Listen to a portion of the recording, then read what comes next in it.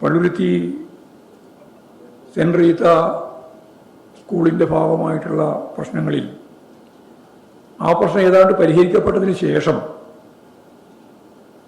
അതിനെ വർഗീയവൽക്കുന്നതിന് വേണ്ടിയിട്ടുള്ള പ്രവർത്തനം ജമാഅത്തെ ഇസ്ലാമിയും SDP-യും കോൺഗ്രസും പ്രതിപക്ഷ നേതാവും എല്ലാം ചേർന്ന് വേറൊരു ഭാഗത്ത് നടത്തുക. ജനാധിപത്യപരമായ രീതിയിൽ ജീവിക്കാനും ഭരണഘടനാപരമായി പ്രവർത്തിക്കാനും സാധിക്കുന്ന ഇന്ത്യയിലെ തന്നെ ഏറ്റവും പ്രധാനപ്പെട്ട സംസ്ഥാനമാണ് കേരളം. ആ സംസ്ഥാനത്ത് സംഘർഷം ഉണ്ടാക്കുന്നതിന് വേണ്ടി മതവിദ്വേഷത്തിൻ്റെയും വർഗീയതയുടെയും നിലപാടുകൾ സ്വീകരിക്കുന്ന സമീപനം UDF ഇതിൻ്റെ ഒപ്പം തന്നെ സ്വീകരിക്കുന്നു എന്നുള്ളതാണ്. ഞാൻ നേരത്തെ പറഞ്ഞ പോലെ ജമാഅത്തെ ഇസ്ലാമിയും അതുപോലെ തന്നെ SDP-യും ഒക്കെ ചേർന്ന് സംഘടിപ്പിക്കുന്നു എന്നുള്ളതും വേറൊരു പ്രധാനപ്പെട്ട ഭാഗമാണ്.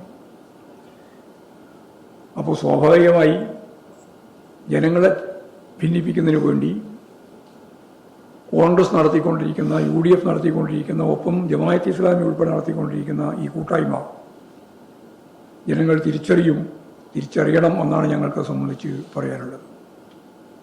വലിയ രീതിയിൽ ഇടതുപക്ഷ ജനാധിപത്യ മുന്നണി ഗവൺമെൻറ്റിനെതിരായി